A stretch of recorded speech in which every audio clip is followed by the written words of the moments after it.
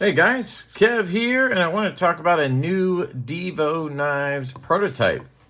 So I unboxed these on a live stream recently, and yeah, I wanted to show you guys and talk about it. We have a lot going on with Divo right now.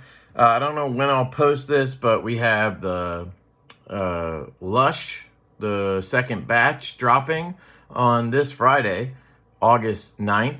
Then we have the Nip lights. We have the Nip lights in aluminum, G10 Ultim. These are dropping on the 15th of August at traditionalpocketknives.com, bladebinge.com, whitemountainknives.com. This is the White Mountain exclusive.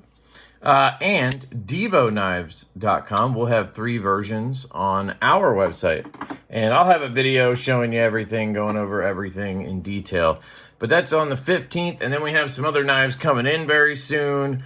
The Barley from Urban EC is dropping on the 4th of September.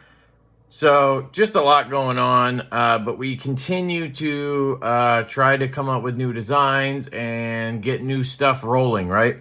And this is one of those. This is what we are now referring to as the Saloon, the Divo Knives Saloon. And I'll let you know how I got to that name. It was a recommendation from somebody in the live chat during my last live stream, and it was a great recommendation for the name, and we took it. So thank you to whomever that was. I just can't remember off the top of my head. I apologize. Please, if you watch this, leave a comment down below so I can give you props for it. I think it was Level Up, and I don't remember the exact screen name. Sorry, I think it's just Level Up. But he's been a supporter of Divo for a while, and just, yeah, viewer of the channel, great dude. And he recommended the name Saloon. So thank you to Level On Up. And this originally, we were just calling it the gun stock. And the reason we did that is because we didn't have a name. And it started with wanting to do a gun stock pattern handle with a sheep's foot style blade. So that was my premise for this design. I asked Colin, like, hey man, we should do a gun stock pattern with a sheep's foot. And the reason I thought of that is because I had gotten the Jack Wolf Knives Gunslinger. If you guys are aware of the Gunslinger, I'll go grab it.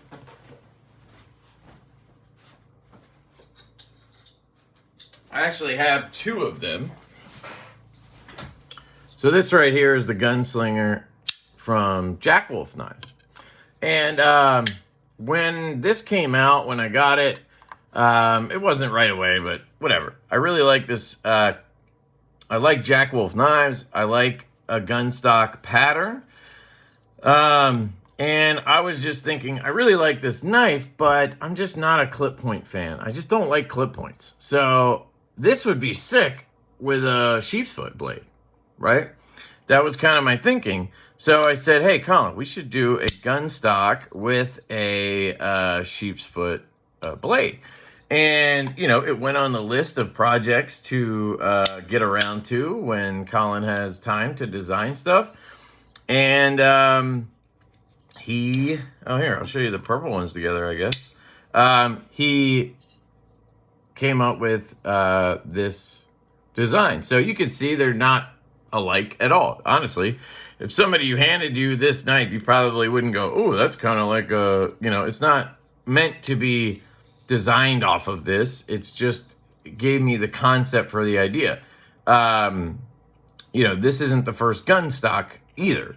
Gun stock is a particular knife pattern, handle pattern, I should say, for traditional knives. And anyway, if you've noticed, it's not really a sheep's foot anyway, because during the design phase, when we were going back and forth, we kind of tweaked it to where it ended up being more like a spear point or a drop point. It still has that sheep's foot nature to it, in my opinion. I might still classify this as a spear foot, which is what I call Colin's sort of standard blade design that he does a lot, like the Royal and the Tucson he did, the 319 I think it is, and some other stuff. So it's, you know, it's kind of a spear point, but it has some sheep's foot sort of aesthetics to it. That's what this swedge right here kind of gives it that look to me. It's still got that really good utility that a sheep's foot would have, where you can easily get to that tip. Now, it's not going to be like a stout where, you know, you're immediately greeted with a tip, right? But the downside to the stout is you don't get very good penetration on the tip because you have all this meat right here behind the tip, right? Where with this, it's sort of a middle ground. You can get to that tip pretty easily. You got to lift a little higher, but you're going to get more penetration with it because you obviously don't have all that meat right up behind it. So you can, you know, get through cardboard or whatever you need to a little bit easier. And you still have utility capability. So to me, this is like a perfect sort of blade shape. If you made me choose one blade shape that I had to, you know, this is the only blade shape I could ever use again, this would be a great option for me because I love a utilitarian blade, but sometimes I do need a little bit of pokey, you know, and it can get there's some things I have to do task-wise where when I'm carrying a stout or something, I go, man, I wish I had a little bit more poke behind it. So anyway, that's how we got here. And it's a subtle gun stock. It's not like, you know, a crazy gun stock pattern or anything. But it has a established sort of gun stock handle where basically, if you're not aware, a gun stock handle is where you have a sort of a straight area and then it rises up and then continues along and it looks like a rifle stock, right? If you Google AR rifle or something like that, you'll see that it has a similar profile. And what that allows you to do ergonomically is get a number of fingers in front. Your longer fingers go in front and they can wrap around, and then your shorter fingers kind of come up onto this thicker area and wrap around. And it just is a very ergonomic grip. And I have to say, this might be our most ergonomic handle yet. Although that's tough because personally, I think all of our knives are extremely ergonomic and comfortable. But if you're not a choil fan, like I'm a real big fan of a finger choil. If you're not a fan of a finger choil because you just don't like having that one finger kind of in that area and maybe you have a little separation between your fingers, etc., right? Having a long straight like this, but still being, because of this flat that lines up with the handle, you're still right up behind that edge, right? So I'm not going to get caught on a choil of any kind when I cut because I can't. There's no choil. My hand is covering that. Sure, I could come down here. It's still going to be hard because of the way this terminates here. So, yeah, it's just super comfortable in the hand. It's hollow ground, so it's really thin, very slicey. This has been an absolute pleasure to test out. Now, this prototype is in D2 steel. That's just the steel that Kubi uses, so don't worry, it's not going to come in D2. This will probably be an S90V project for us. That's the steel we really enjoy with Kubi on the knives that we want to have be a little more premium. They've been doing a great job with it. They have this vacuum, what do they call it? It's like a vacuum sealed heat treat, and then they do a cryo treatment to it after. I actually have videos of our blades being in the cryo treatment where they're covered in you know, ice, basically, the white, what, you know what I'm trying to think of. I can't think of the word, frost. And So far, it seems like that's a really good heat treat, because the Tall Boy and the Fireball that we're doing, they both came in right around 62 HRC on their tests at Kubi, which on S90V is phenomenal in my opinion. And I think that cryo heat treat adds just a little something to the steel to make it just hold up a little better. So I'm not an expert on that stuff, but we really enjoy their S90V and their 154 CM. So those are the two steels we kind of tend to lean towards when we use Kubi. And we use Kubi more than anybody else because they can deliver unbelievable quality for what we can price affordably to people, at least in our opinion. You know, a knife like this will probably start around $199. And I think that's a really good price for inlaid camo carbon titanium inset, you know, liner lock with a belt satin hollow ground S90V blade, right? Now, a version like this, totally pimped out, would obviously cost more. They now have Zircuti, and we've been kind of experimenting with that a little bit, and I think this looks phenomenal. Did I flip the clip? No, I didn't flip the clip on this one. So this is the stock clip. But we have Zircuti inlays, pivot collars, and back spacer. And then you have a black PVD clip and hardware. All titanium hardware. And then you have a black washed blade on this one. Now these are just prototypes. We will change the versions. We always do that. So don't invest yourself too much in a version. This one's probably happening, but other than that, these could change. We're going to talk to dealers. We have a few dealers that already are in on this, so we're going to have those exclusives where certain dealers, like Blade Binge, for instance, they really like to do a blacked out knife with teal accents. That's their dark mode thing. And so, we're going to have stuff like that. And that'll limit the number we sell directly. And so just, I'm just trying to put it out there because sometimes I think people get invested in a specific version and then we don't do it, and then I feel bad. But this is, we try to come up with stuff that has different variations when we prototype, so we can see all the different stuff that we could do, and then we can kind of tweak from there and figure out what we want to do. So anyway, I'm going to try to slowly shut up here. This one is black PVD handle, titanium, obviously. And this one has our camo carbon. It's purple camo carbon. We did actually sort of create this color with camo carbon, but they're selling it to other people. It's not just ours. But basically, they have a color called Purple Cow. And Purple Cow is purple camo carbon, but then it has like this whitish, grayish color in it all over. And apparently that was a layer of stainless steel or something in there. And I really didn't like that. You can look it up. I think they might call it Purple Rain or something. I think Purple Cow came from Traditional Pocket Knives renaming it. But I think they call it Purple Rain on their website. You can see the white and gray in it, and I really just didn't like that. So I asked if they could remove that layer, and they said yes. So they're selling this now as purple something else. I can never remember what it's called. But basically, it's just this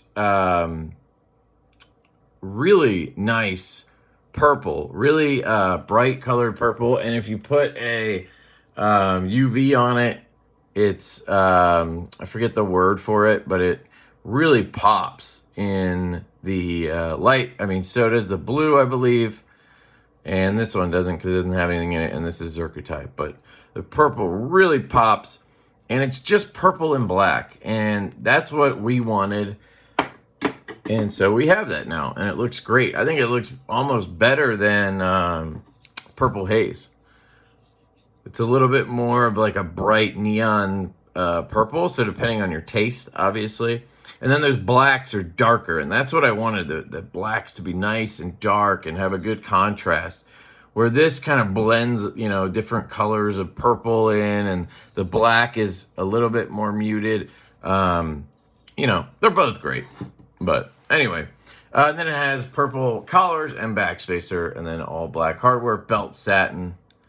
And yeah, I really like this version. Then we have a black handle with satin accents, black clip, and then a black wash blade. And this one has black pearl camo carbon. That's a color we really like. It's very sort of simple yet elegant. I really like it for sort of like a basic carbon version when we use camo carbon. I feel like people, and you can tell me in the comments if you agree or disagree, I feel like people who don't want flashy colors like 80s and all that stuff, they tend to like black pearl, right? They want a little bit of something cool and modern, like fat carbon or camo carbon, but they don't want crazy colors. And they don't want like traditional micarta and shit like that. So this is a very good middle ground, I think. I love it. Personally, it's one of my favorite colors as well. And then we have the one with Zircutai. I did confirm with Kubi this is Zircutai. So there is some grays and blacks in there that has the Zirc in it. So I did confirm that. And that's obviously in the collars, inlays, and backspacer. This one, I think they did the best job on the inlay if you look at it. It's very nicely done, flushed, and it's kind of like chamfer, whatever, rounded really nicely on the edges. And I think it just looks spectacular in this inlay. If you look at the other inlays, purple one might be, or blue might be the easiest to see. They're a little bit raised up. They're not perfectly flush. I did ask Kubi if they'd be able to make those more flush with the handle because these knives are amazing in terms of the quality. You decide if you like the design, obviously. But the quality for the price is really good. But if they could get those inlays a little better, they would be, I mean, man, it's going to be hard to beat Kubi, you know? And they said they could do it. So we'll see. I'm not going to expect them to be like Riot Best Tech flush. But I think for, you know, $200-ish starting out, this is perfectly fine, but a little bit better would be even better, if you know what I'm saying. So anyway, that was the Zircutai one. And then the last one here is this Bead Blast or Stone, it's actually Stonewash, I think. Stonewash titanium with electric blue camo carbon. And this will give you a little preview of what the camo carbon on the blue Fireball is going to look like. If you saw the prototypes, the blue was a little more subdued, and we asked them to make it pop a little bit more, add a little more color, and I think they did a great job with that. And I showed you earlier, this one also glows with the UV. And then it has blue accents. And we kept the clip to match the handle, and I think that looks a little cleaner than going blue on the clip or whatever. And then this one has a stone-washed blade. So this is kind of the Colin version. He really likes a basic, I call him the basic bitch versions. That's his style. You know, if he had his way, there'd be micarta in here. But, you know, anyway, those are the 4 versions we have on prototypes. And this is the Saloon. So, yeah, I'd love to get your guys' feedback on it. You can see here the way the clip works. It's like our tall boy design, where we utilize the wire clip slots, but we design a milled clip to fit in it. And why do we do that? Well, it makes it so it can reverse, but you don't have to have like extra holes all over the place. It's, you know, yeah, you have the slots. So one way or the other, you're going to have some kind of thing on the show side. But we think it looks clean. And I haven't tested it on this knife, but it's possible a wire clip would actually fit in there too. I will say those slots look pretty close together compared to what you see on most wire clip knives. Do I have like here is well, this is another knife I need to do a video on. This is the mini growler. So here's a sneak peek of that. And yeah, it just looks a little bit closer together. So I'd be curious, and you'd obviously need a different screw. So yeah, I don't actually think you could fit a wire clip in here. But we just like doing it that way. It makes the clip fit more secure. That's one reason we do it. So if you do a milled clip, you have to secure it with, usually you gotta have 2 screws, or you gotta set it in and then have a screw, right? You can't, if it's gonna sit on top, it needs to have 2 screws.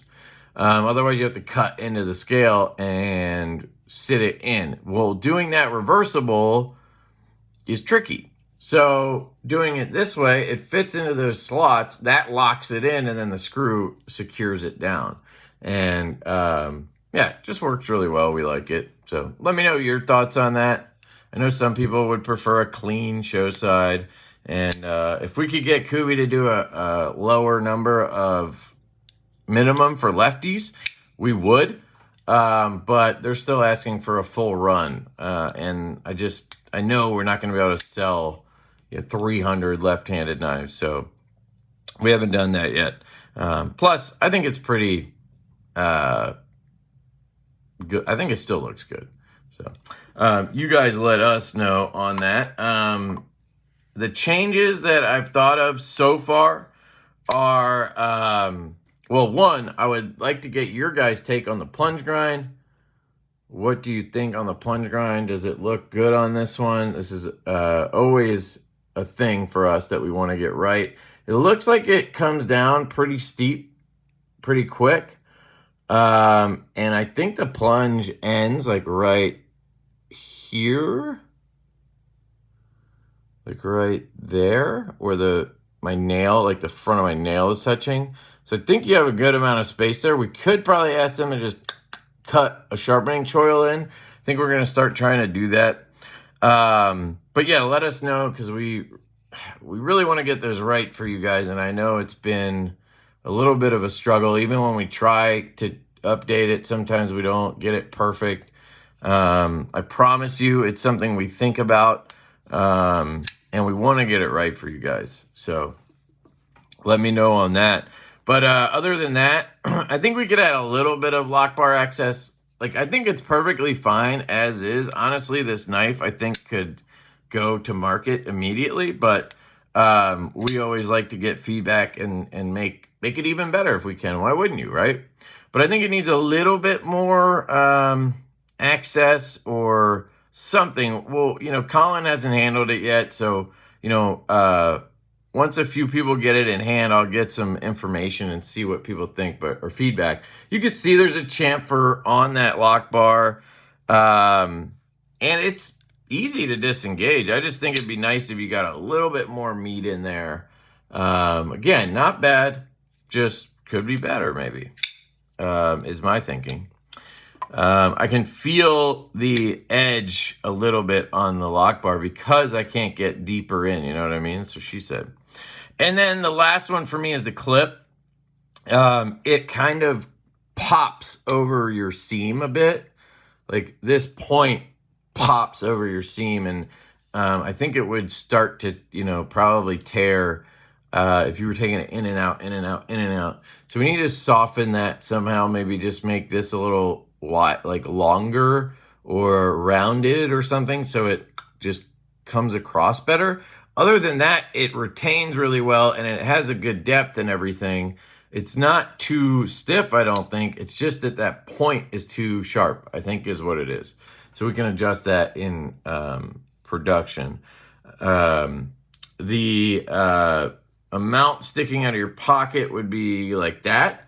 So it's not super deep, but that's one of the trade-offs with the really with the wire clip slots or 2 screws. You're gonna have just a bit sticking out. I've carried this a bunch already, and it hasn't bothered me once. So I think it's fine. But yeah, let me know if you guys see anything. We have this milling pattern up here that I think looks really good. I like how slender it is. how thin it is, how comfortable it is in hand. This is one of my favorite knives, if not my favorite design we've done. It's just really good. You can get a great reverse flick on that hole. Maybe if you had really thick, like fat fingers, it might be tough. I don't know. But I can just get really good grip on that hole and rip it. You know, even with one that has black wash on it, still crisp. Detent feels great. Same with the thumb flick. You can get in there and thumb flick it. I feel like really easy. Whoops. Not as much lefty. You don't have as much exposed. But you can still get it because the hole is, you know, here's a Stonewash one. Let's see if I can, yeah. I just kind of have to wrist it a little bit with the lefty thumb because I just can't get that much meat in there. Reverse flick is no problem. Detent's great on all of them. I mean, it's, you know, at the, I would say the high end of medium, closing in on strong. So that's not an issue. And again, the right-handed thumb flick, for me, works really well when I'm not just, you know, on camera. So, yeah, I really enjoy the deployment. The reverse flick is money. That's obviously always our number one thought, is a reverse flick, to be honest.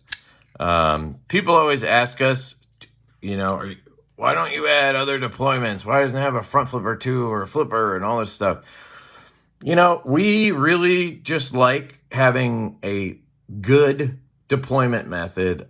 We've done some knives with multiple deployments. It's not to say that we wouldn't, but you're probably not going to see us do one that has like a top flipper, a back flipper, and a hole and everything. We subscribe to the theory that the less deployment methods, the better the detent can be dialed in for that knife. Because when you have to deal with a front flipper and a hole, it really changes things, I think, with the detent. It tends to make the detent lighter to adjust for that flipper. Look at our Lush design. I love that knife. It's dropping this Friday in my world. I don't know when this will drop. But if you look at that knife, it's excellent. It really is. I love it. But because of the top flipper design, there's no way you can have a strong detent. It just doesn't work. I've tested it on that knife. The top flipper just doesn't operate with a strong detent because it has to use that leverage to really, you know, it has to whip it out of there with the leverage. And it's really good as it is. And then it has a fuller to flick, right? And that works. But the flick doesn't feel as crisp as, say, this does, because the detent is going to be on the medium to higher end of light side, right? It's not like stupid light, but it's on the light side, right? And that's because of that flipper tab, and that's how it has to be. And we love it that way, and people love it that way.